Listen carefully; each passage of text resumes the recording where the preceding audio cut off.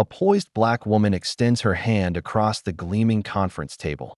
The white billionaire, Victor Reynolds, glances at it with undisguised contempt. "I don't shake hands with staff," he says, smirking at his colleagues. The temperature in the room seems to drop several degrees. She withdraws her hand with practiced composure. "I'm not staff," she states quietly. Victor laughs, turning to his all-male executive team. "Then what are you doing in my building?" She opens her leather portfolio with deliberate movements, deciding whether to withdraw my $2 billion investment. Her voice never rises above conversational level. The room freezes. Victor's smile vanishes. The executive's face drains of color as security guards suddenly stand at attention. Zora Washington steps out of her deliberately modest sedan in the NextGen Innovations parking lot. At 47, she carries herself with quiet confidence, her understated elegance a calculated choice. Today's mission: evaluate whether NextGen deserves a $2 billion investment. From her venture capital firm, she surveys the gleaming headquarters with practiced neutrality. Glass and steel stretch skyward, a monument to tech success and, from her research, potentially toxic corporate culture. Inside, the receptionist, Tiffany, glances up with a customer service smile that falters when she sees Zora. "I'm here for my 10 o'clock with Victor Reynolds," Zora states. Tiffany's eyebrows lift slightly. "Are you with the administrative applicants?" "HR is on the third floor. I have an appointment with Mr. Reynolds directly." Zora's voice remains even. "Zora Washington." Tiffany checks her screen, skepticism evident. "Oh, please wait in that area." She gestures to a side seating section rather than the plush VIP lounge, where two white men in suits are currently being served coffee. Zora notes this, but takes a seat without comment. She observes everything: the flow of employees, predominantly white and male, the hushed tones when someone glances her way, the assumptions operating beneath the surface. 45 minutes pass before Victor's assistant retrieves her. Not the executive boardroom, but a small windowless meeting room awaits. Victor Reynolds barely looks up from his phone when she enters, gesturing vaguely toward a chair across the table. Three other executives, all white men in variations of the same gray suit, exchange knowing glances. One suppresses a yawn. Internally, Zora recognizes the pattern. 20 years in finance has taught her to read these signals with precision. Each slight is familiar: the extended wait, the downgraded room, the dismissive greeting. She decides to observe how far they'll take the disrespect before revealing her position. Victor finally sets down his phone. He looks at Zora for the first time, his gaze a cursory assessment. "So, you're here about some diversity initiative?" His tone suggests this is an obligation to be endured rather than a meeting of equals. "I'm here to discuss potential investment opportunities," Zora clarifies calmly. Victor barely conceals his skepticism. "Right? Investment." The word carries an undercurrent of disbelief. As Victor prepares his condescending pitch, Zora's phone vibrates with a text from her CFO. "Confirm. Team ready to deploy or withdraw based on your assessment." "Let me walk you through what we do here at NextGen," Victor begins, pulling up a presentation clearly designed for non-technical audiences. The slides feature cartoonish graphics and oversimplified diagrams. "We're developing cutting-edge AI solutions for enterprise clients." He speaks with exaggerated slowness, pausing after basic concepts. "Are you following so far?" he asks after explaining what an algorithm is. Behind him, one executive whispers something to another, prompting muffled laughter. Zora leans forward slightly. "Your prospectus mentions a proprietary deep learning architecture. Could you elaborate on how it differs from conventional transformer models, particularly regarding inference latency when deployed at scale?" Victor blinks, momentarily thrown. He fumbles with the presentation remote. "Well, it's quite technical. Maybe my CTO could explain the complicated stuff later." His eyes dart to his colleagues for support. "I'm also curious about the discrepancy in your Q2 financial statements," Zora continues. "Your reported R&D expenditure dropped 22% while claiming expanded research initiatives. How do those figures reconcile?" Victor's expression hardens. He presses a button to advance the slides, rapidly skipping past financial details. "I think these complex financial matters might be a bit beyond the scope of our discussion today. Perhaps we should focus on more appropriate topics." like how NextGen approaches diversity initiatives. His emphasis on appropriate hangs in the air. Inside Victor's mind, alarms are sounding. This woman clearly knows her stuff, far more than anticipated. Rather than adjust his approach, he doubles down on condescension, his fragile authority threatened. Let's take a quick break. Victor announces abruptly. Devin, ask Melissa to bring in some coffee. He turns to Zora with a smile that doesn't reach his eyes. How do you take yours? Lots of cream and sugar, I bet. The racist implication sits heavily in the room. The executives exchange glances. Some uncomfortable, others silently amused. Zora registers every micro-expression, every unspoken exchange. She closes her portfolio with deliberate slowness, the soft leather binding making a gentle sound in the sudden silence. Her eyes meet Victor's directly, unflinching. Before we continue, I'd like to see your diversity and inclusion statistics for executive positions. Victor's jaw tightens as he realizes this woman won't be as easily dismissed as he had planned. The meeting reconvenes in a larger conference room. Victor has summoned additional reinforcements, including Terrell Brooks, NextGen's diversity officer and, tellingly, the only other person of color in the building above entry level. Terrell will walk us through our diversity initiatives, Victor announces, his tone suggesting he's being exceptionally accommodating. Terrell stands, clearly rehearsed. NextGen is committed to fostering an inclusive environment. Our hiring of underrepresented minorities has increased 8% year over year. He clicks through slides showing carefully curated photographs of smiling employees from various backgrounds. What's the retention rate for those hires? Zora asks. Terrell falters. I don't have those specific figures. And promotion pathways? How many people of color have moved into senior leadership in the past 5 years? We've implemented mentorship programs that we believe will bear fruit in the Victor interrupts. We're making progress. Rome wasn't built in a day. His dismissive wave cuts off further discussion as the conference room door opens. 5 more executives enter, all white men in their 50s. Victor brightens immediately, standing to exchange firm handshakes and back slaps. Inside jokes flow freely about their recent golf outing. Zora sits unacknowledged for 3 full minutes. When Victor finally remembers her presence, his introduction is telling. Gentlemen, this is Zora. She's here today to discuss our diversity initiatives. Not Ms. Washington, not a potential investor, just Zora, reduced to a first name and an assumed agenda. The executives offer perfunctory nods. 2 don't make eye contact at all. One executive, Gregory Parker, according to his nameplate, leans toward his colleague and whispers with deliberate audibility, diversity quotas. Play along, and she'll be gone by lunch. Zora notes this without visible reaction, though her pen makes a small mark in her notebook. Perhaps you'd like to share your story with the group, Victor suggests to Zora, his tone patronizing. I'm sure everyone would be interested in hearing about your journey. The implication is clear. Her value in this room is as a token, not as a business equal. When Zora begins discussing market trends instead, Victor interrupts. That's not really what everyone is interested in, he says with a forced laugh. We have plenty of financial analysts. What we'd like to hear is your perspective as a, he leaves the sentence hanging, but his meaning couldn't be clearer that a white man in a tailored suit enters the room. Victor immediately stands, extending his hand with genuine respect. Blake, glad you could join us. After greeting Blake warmly, Victor turns back toward Zora. Their eyes meet, and in that moment, Victor makes his choice. He deliberately places his hands behind his back and states plainly, I don't shake hands with staff. The room falls uncomfortably silent. Some executives look away, embarrassed but unwilling to intervene. Others smirk slightly, complicit.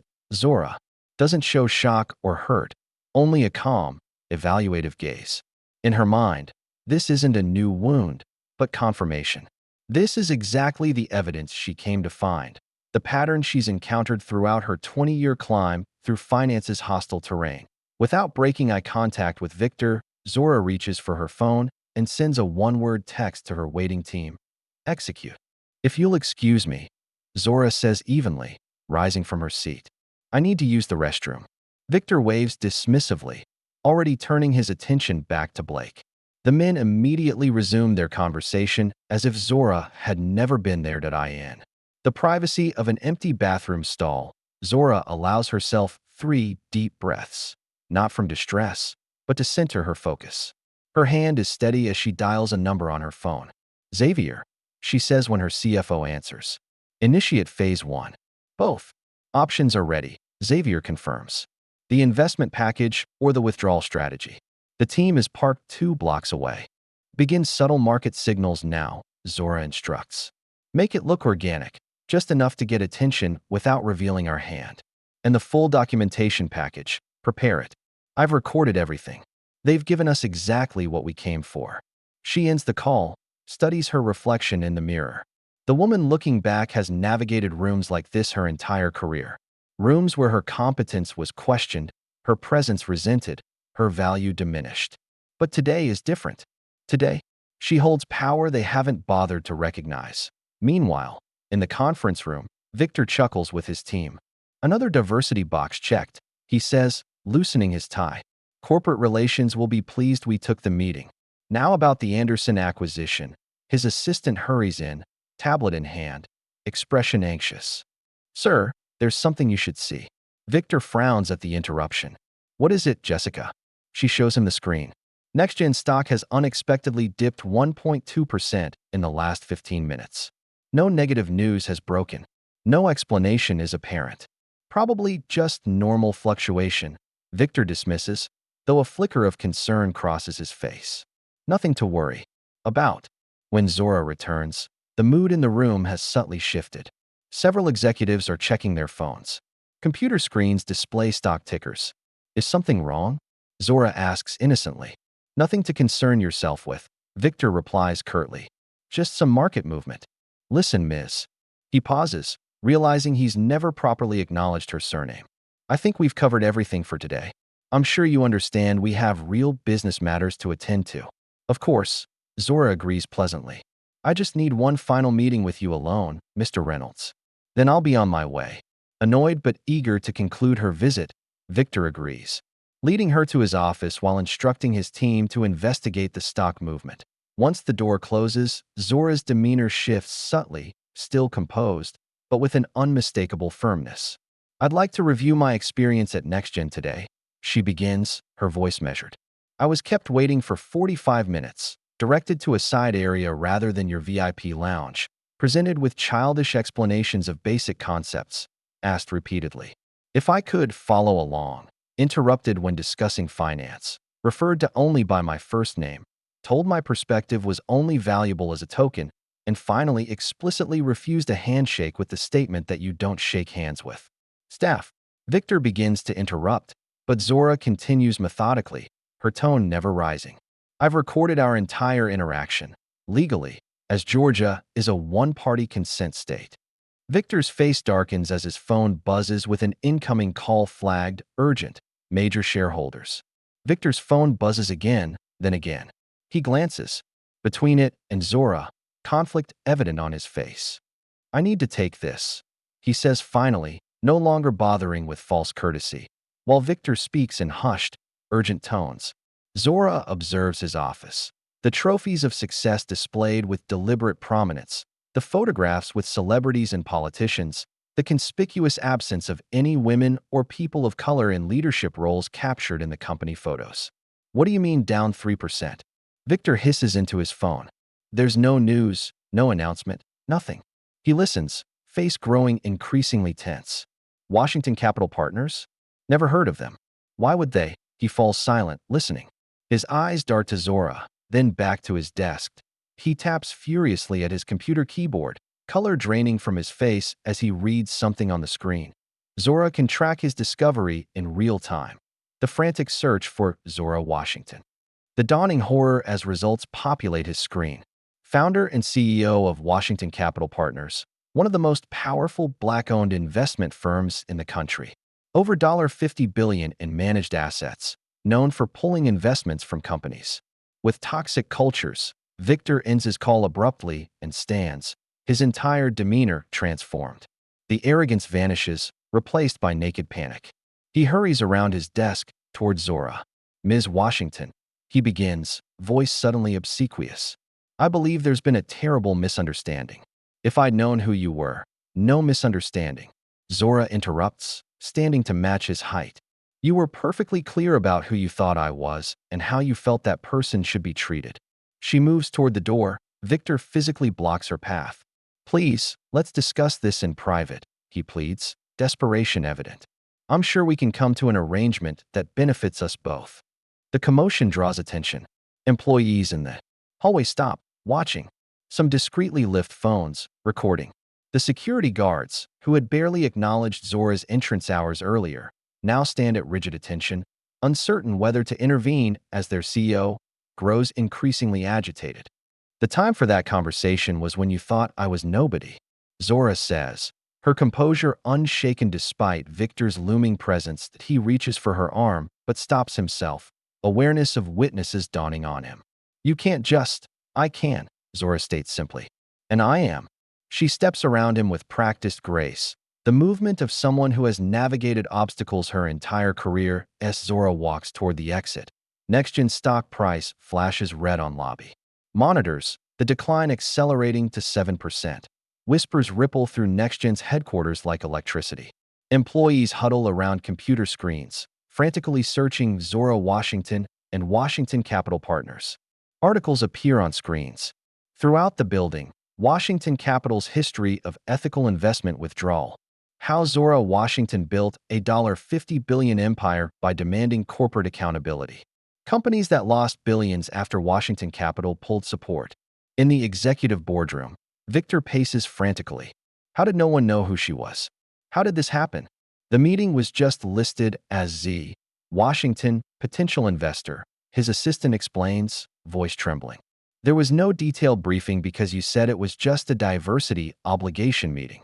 We need damage control now, Victor snaps. The executive team, so relaxed and jovial earlier, now sits rigid with tension. Gregory Parker, who had whispered about the diversity quota, offers his solution. We need to find dirt on Washington. Everyone has skeletons. We find hers. Threatened to go public unless she backs off.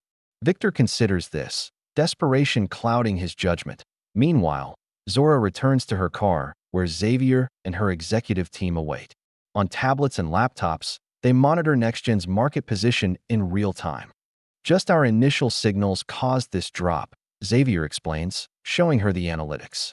No public announcement, just strategic calls expressing concerns to key analysts. Imagine what happens when we go public with our decision. Another team member presents Zora with a leather-bound portfolio. Full documentation of today's discrimination, professionally transcribed with timestamps. We've included contextual industry statistics on executive diversity for comparison. Zora reviews it meticulously. This isn't just about one company or one man, she says. This is about changing patterns. Back in NextGen's boardroom, Victor's phone rings constantly. Board members demand explanations.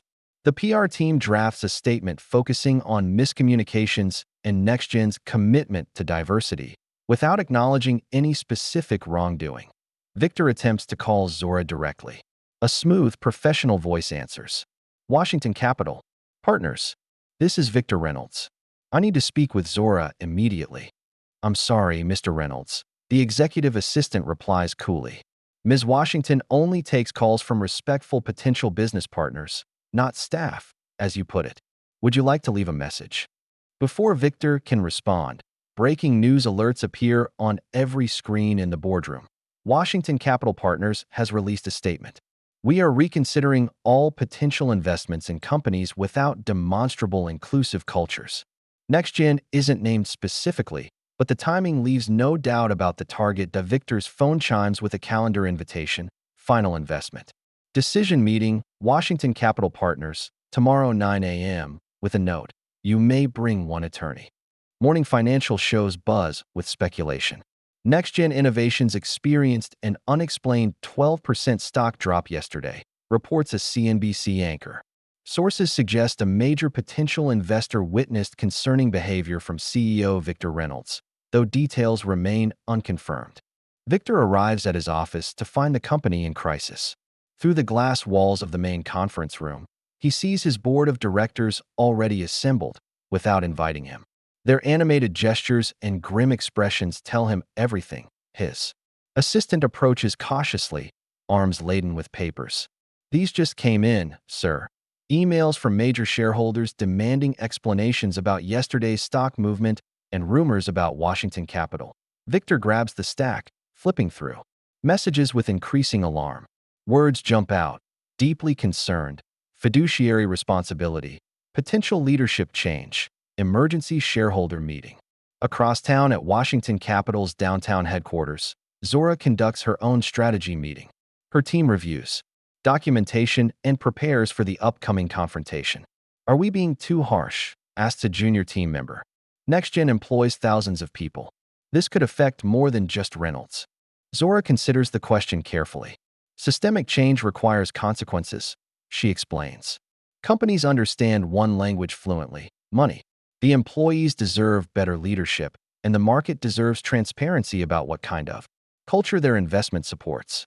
Her mind flashes through her career journey, graduating top of her class only to be offered assistant positions while male classmates received associate titles, working nights and weekends to prove her worth, being mistaken for administrative staff at every firm she worked for, building her own investment company from nothing while potential clients question her credentials at every turn. Back at NextGen, Victor huddles with his legal team, preparing for the meeting with Zora. We need to save the stock price, he insists, revealing his priorities. Promise whatever diversity initiatives they want. Just make this go away. His attorney looks skeptical. My advice is to appear contrite without admitting specific fault. Any explicit admission could trigger shareholder lawsuits. On social media, #NextGenToxic begins trending. Anonymous employees share stories. I was told to straighten my hair if I wanted client-facing roles. My accent was mocked in executive meetings. HR buried 3 discrimination complaints last year alone. In his private bathroom, Victor practices apologies in the mirror. Ms. Washington, I sincerely regret if anything I said was misinterpreted. His phone interrupts the rehearsal. The board chair calling. Victor, we've discovered previous discrimination complaints against you that were hidden from the board. Why are we just learning about these now? As Victor prepares to leave for the meeting with Zora, security arrives at his office with a board directive. He is temporarily suspended, effective immediately. Washington Capital Partners headquarters stands in stark contrast to NextGen's flashy tech campus. The building is elegant but understated, its power evident in its prime location rather than ostentatious design. The lobby features artwork from underrepresented artists and a wall displaying the firm's commitment, building wealth through values. Victor Reynolds arrives precisely at 9 a.m. His usual entourage is conspicuously absent. Only his attorney accompanies him. Both men look tense in the elevator up to the meeting floor. The receptionist greets them politely, but without warmth. Ms. Washington will see you shortly. Please wait here. She gestures to a seating area. Victor checks his watch repeatedly as minutes turn to a quarter hour, then half an hour, then 45 minutes exactly, the same time Zora was kept waiting at NextGen. His attorney whispers warnings to stay calm as Victor's jaw clenches tighter with each passing minute. When they're finally escorted to the conference room, Victor steps through the door and freezes. This is not the small meeting he expected. Zora sits at the head of a massive table, now dressed in an impeccably tailored designer suit, subtle jewelry suggesting wealth without flaunting it. Around her sits her full executive team, the company's board of directors, and most surprisingly, representatives from 3 other major investment firms. The power dynamics couldn't be more reversed from their first meeting. Here, Zora is unquestionably in command, her authority evident in how everyone defers to her presence. Mr. Reynolds, she says, not rising. Please take a seat. Victor attempts to take control of the narrative immediately. Ms. Washington, I'd like to begin by expressing my sincere regret for any misunderstandings during your visit. NextGen values diversity, and this isn't about misunderstandings, Zora interrupts calmly. This is about accountability. She opens a folder before her. Washington Capital Partners was considering not just a $2 billion investment in NextGen Innovations, but potentially acquiring the company outright. Victor's attorney shifts uncomfortably beside him. We've been researching NextGen for 6 months. Zora continues.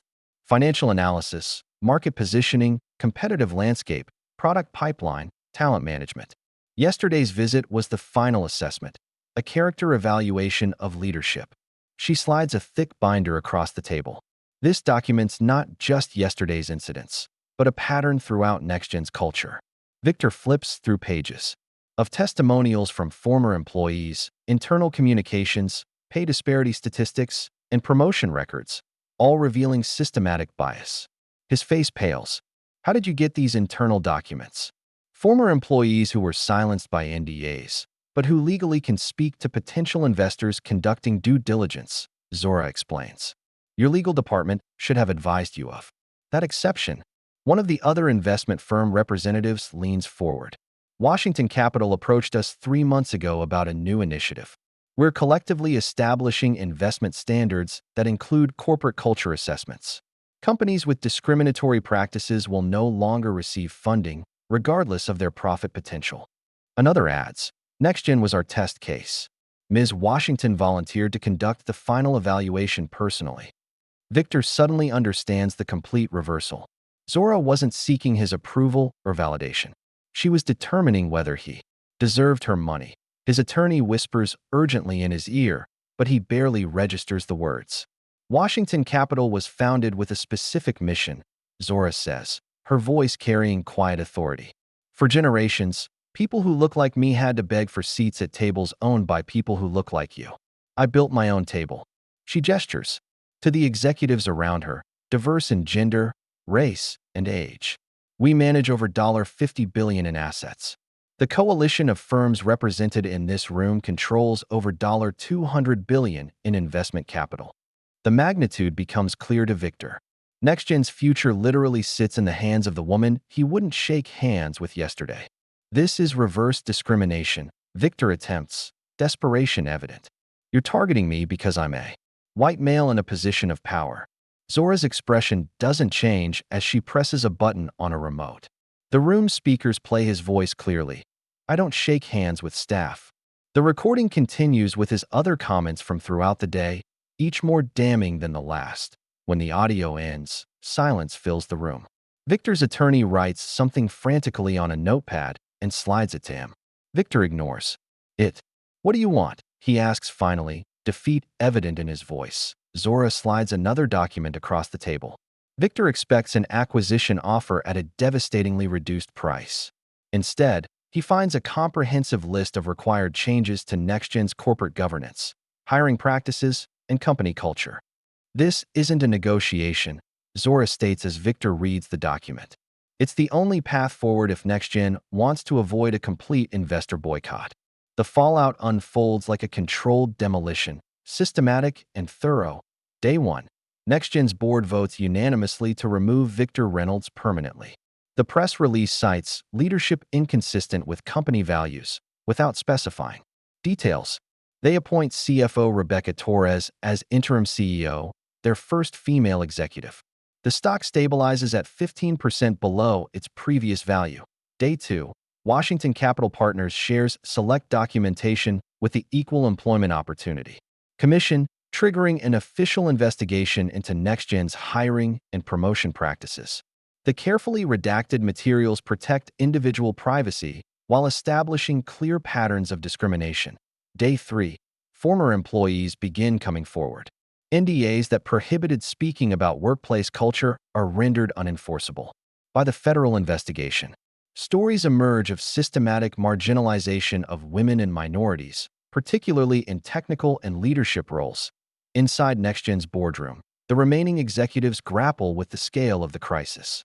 Rebecca Torres leads an emergency strategic session. We have 3 paths, she explains to the somber group.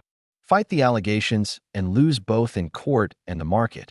Make superficial changes to weather the storm, or commit to genuine transformation.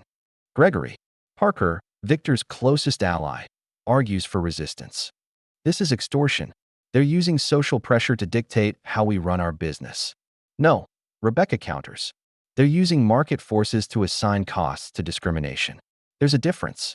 Across town at Washington Capital, Zora monitors developments with her team. They've neither announced nor denied their role in NextGen's upheaval, maintaining strategic silence while the company determines its own response. They're at the crossroads, Xavier observes. Victor's culture was deeply embedded. Changing it means acknowledging how many were complicit. Zora nods. We're not looking to destroy NextGen. Their technology has value, but leadership sets culture, and culture determines who contributes and who benefits. That needed disruption. By day 5, NextGen's board convenes for the most consequential decision in the company's history. The debate stretches for hours. Some older members resist, seeing the demands as capitulation. Younger directors recognize the business imperative of evolution. The pivotal moment comes unexpectedly. Michael Wong, a typically quiet board member, speaks. My daughter graduated top of her class from MIT in computer science, he says softly. She worked at a company like ours for 18 months. Her ideas were attributed to male colleagues. She was interrupted in meetings, assigned administrative tasks despite her technical role, and ultimately left the industry entirely. He looks around the table. How many brilliant minds have we lost because we created environments where they couldn't thrive? This isn't just about legal exposure or stock price. It's about whether we're actually building the best company possible. His personal testimony shifts the atmosphere. The board votes 11-2 to implement all changes required by Washington Capital's document. Day 7. NextGen announces a comprehensive overhaul. Their public statement outlines specific commitments, transparent pay scales to eliminate gender and racial gaps, blind resume reviews to reduce hiring bias, mentorship programs for underrepresented employees, and a complete restructuring of leadership to ensure diverse perspectives at every level. Most significantly, they commit to regular independent audits of their culture and practices, with results tied to executive compensation. The tech industry reacts with shock and rapid adaptation. CEOs call emergency meetings to assess their own vulnerability. HR departments dust off diversity initiatives previously treated as checkbox exercises. Venture capital firms begin including culture assessments in due diligence processes. Meanwhile, Victor attempts damage control. He arranges meetings with former colleagues and industry connections, portraying himself as a victim of woke capitalism. Initially, some sympathize behind closed doors. Then Bloomberg publishes an investigative piece titled Pattern of Prejudice: Reynolds' History of Discrimination Claims. The article details settlements and NDAs from 3 previous companies, establishing that NextGen's board had overlooked documented concerns during his hiring. Former allies distanced themselves overnight, unwilling to risk association with toxicity. That now carries a measurable financial cost. Zora faces her own challenges. Critics accuse her of wielding power tactics no different from those she condemns that a CNBC interviewer questions her directly.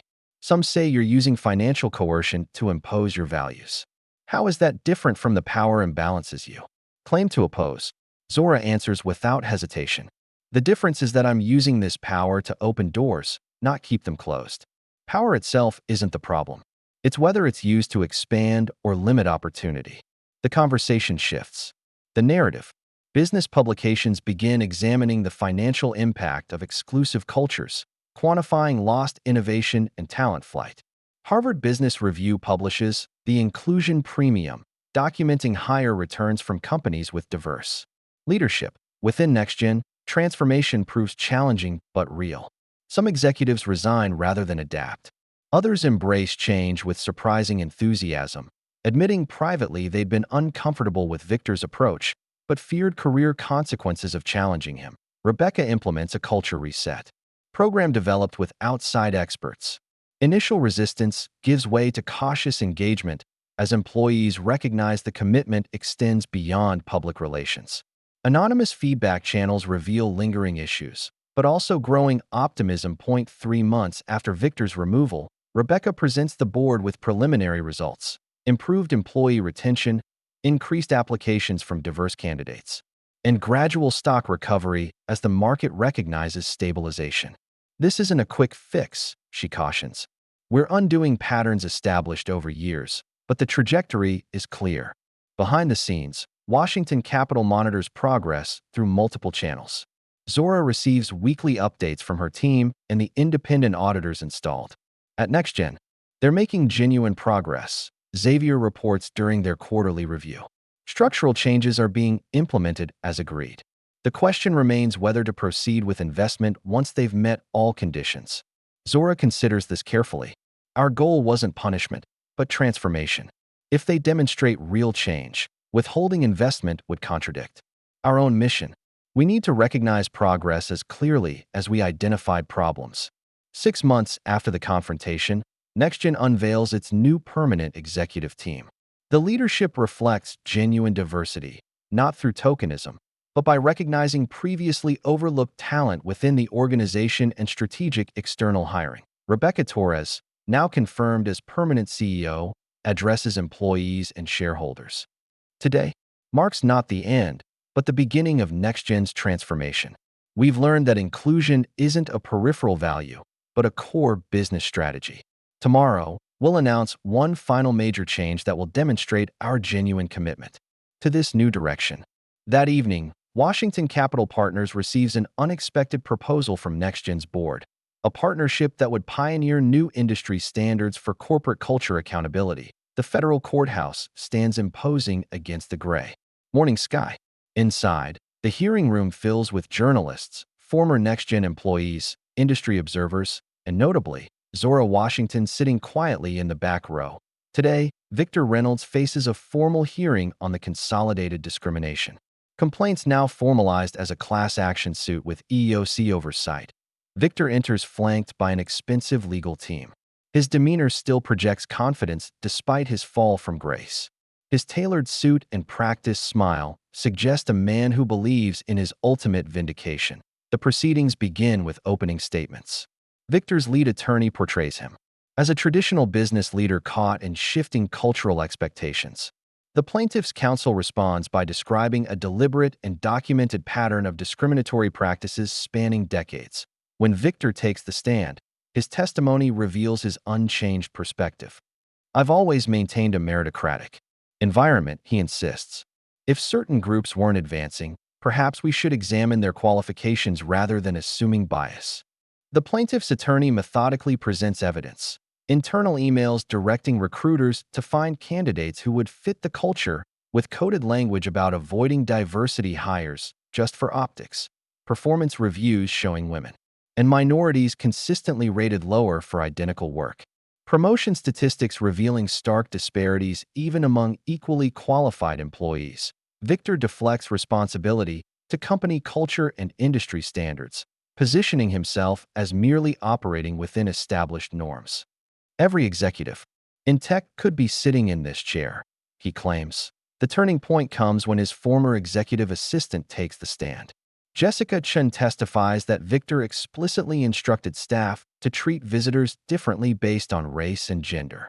Mr. Reynolds had specific protocols for important visitors versus those he considered unimportant, she explains.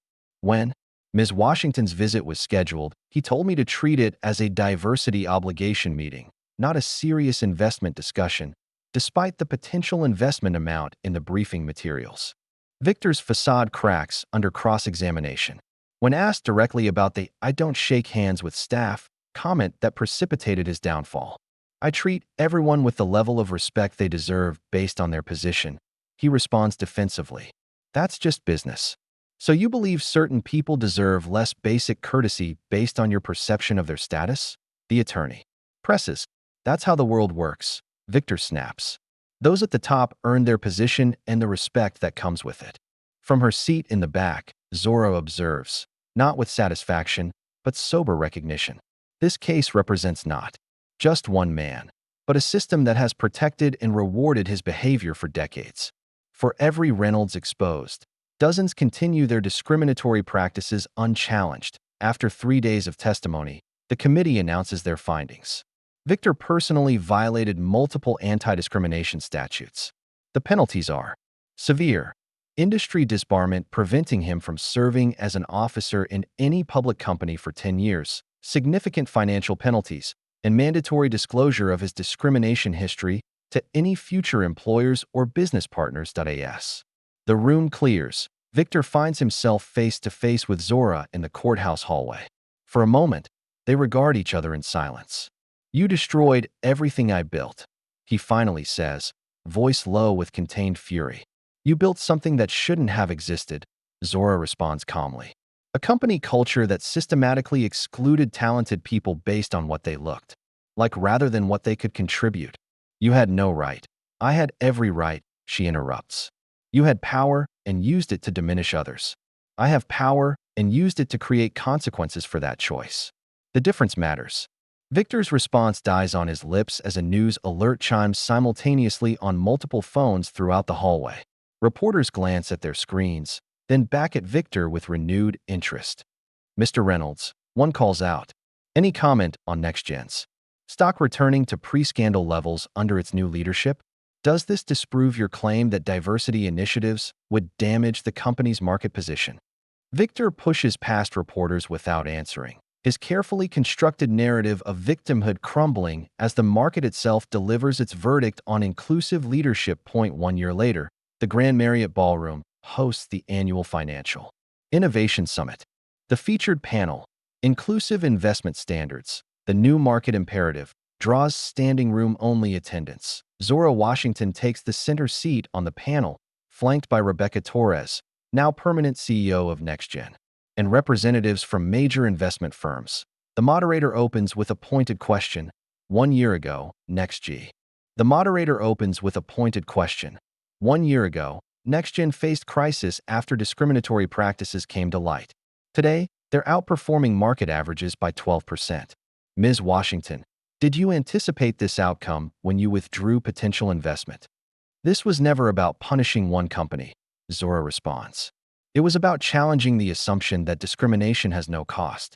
Markets efficiently price tangible assets, but have historically failed to account for the value of inclusive cultures and diverse thinking. The conversation shifts to concrete metrics. Washington Capital presents its newly developed certification for inclusive workplace practices, a rigorous assessment now being incorporated into investment due diligence. Across the industry, Rebecca nods toward Zora. Initially, we viewed these standards as a requirement to regain investor confidence. Now, we recognize them as competitive advantages. Our talent acquisition costs have decreased 22%, while application quality has improved. Employee retention has stabilized, particularly among previously underrepresented groups. A slide appears showing adoption rates. 12 major firms have fully implemented the standards, with another 30 in process. Even reluctant companies are following suit as the market begins assigning tangible value to cultural assessments. In a different arena, Victor Reynolds' attempt at a comeback falters. His new venture, a cryptocurrency exchange targeting traditional values investors, collapses when potential backers discover his history through mandatory disclosure requirements. Despite his claims of persecution, the market simply deems him too risky for investment. Washington Capital continues its trajectory, now managing $75 billion in assets. Their most significant innovation, tying investment terms directly to social governance metrics, with financial incentives for improvement. Former NextGen employees who testified against Victor find themselves recruited for leadership positions. Elsewhere, their courage, once professionally risky, becomes a marketable asset in companies eager to demonstrate commitment to healthy cultures. The industry's demographic landscape shifts gradually but measurably. Statistics presented at the panel show a 15% increase in diverse leadership across the sector. Younger executives embrace the change enthusiastically, while the old guard increasingly retires rather than adapt. Other companies face their own reckonings. 3 major tech firms proactively restructure after internal assessments reveal potential vulnerabilities. A prominent venture capital firm replaces its entire partner group after harassment allegations surface. Each case reinforces the new reality. Culture problems now carry quantifiable financial risk. The Wall Street Journal runs a feature titled The Washington Standard: How One Investor Changed Corporate America. The article details how a single confrontation catalyzed industry-wide transformation, not through regulation, but through market forces. The panel concludes, Zora addresses skeptics directly. Some call this woke capitalism, but I call it overdue alignment of values and value. Companies that systematically exclude talent based on demographics make irrational economic decisions. Markets eventually correct irrational behavior. As Zora accepts the Industry Changemaker Award that evening, She approaches the podium with an unexpected announcement. Today, we're launching our most ambitious initiative yet, a $10 billion fund exclusively for underrepresented founders. Zora stands at her office window overlooking the city skyline. As evening settles, the wall behind her desk displays Washington Capital's updated investment portfolio. NextGen now prominently featured following their completed transformation and successful partnership. The journey from confrontation to collaboration unfolded more positively than many expected. Under Rebecca Torres' leadership, NextGen implemented not just the required changes, but embraced the spirit behind them. The formerly toxic culture evolved into a genuine meritocracy where talent flourishes regardless of background. Most satisfying to Zora is what doesn't make headlines: the daily experiences of employees who no longer face the thousand small cuts of bias. No more ideas ignored until repeated by male colleagues. No more assumptions about capabilities based on appearance. No more unspoken barriers to advancement. Terrell Brooks, once the token diversity officer with little actual authority, now serves as NextGen's chief people officer with genuine influence over company culture. His latest initiative, a transparent promotion framework based solely on measurable contributions, is being studied by other organizations as a best practice. Zora turns from the window as her assistant announces the arrival of her 4 o'clock appointment, a mentoring session with young women of color entering finance. These monthly meetings represent her personal commitment to changing the industry's future composition. Today's group includes 6 promising analysts and associates from various firms. They settle into the comfortable seating area as Zora joins them, deliberately creating an atmosphere of collegiate exchange rather than hierarchical instruction. After discussing market trends and career strategies, one young woman asks the question many wonder but few voice directly. How did you maintain your composure during the NextGen incident?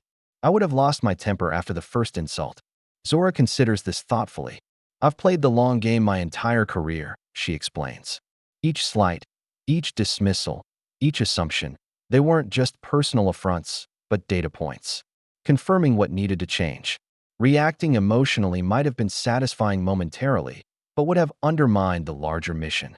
Her mind briefly returns to her own early career, the 23-year-old Zora being told by a managing director that women don't have the analytical mindset for serious finance. The same young woman working weekends while male peers advance through golf outings and bar nights. The consistent pattern of having to be twice as prepared, twice as poised, twice as persistent just to receive equal consideration. Returning to the present, she continues, I didn't build this firm just to make money. I built it to change who has power and how they use it. That requires strategic patience and choosing the right moment to act decisively. The conversation shifts to their experiences and challenges. Zora listens intently, offering guidance rooted in both practical strategy and unwavering principle. The session concludes. She walks them past the company's mission statement etched in glass. Capital is power. Power requires responsibility. Weeks later, Zora sits across from the CEO of a pharmaceutical company seeking significant investment. Unlike Victor Reynolds, this executive has done his homework. He presents not just financial projections, but comprehensive diversity statistics, transparent pay structures, and documented promotion pathways. We've been implementing these practices for 3 years, he explains, not because of external pressure, but because diverse perspectives improve our research outcomes and market understanding. Zora studies both the data and the man presenting it, noting the genuine comfort he shows with his female chief science officer, who interjects frequently without hesitation or apology. She sees a leadership team that reflects genuine diversity of background and thought, operating with mutual respect. She extends her hand across the table with a genuine smile.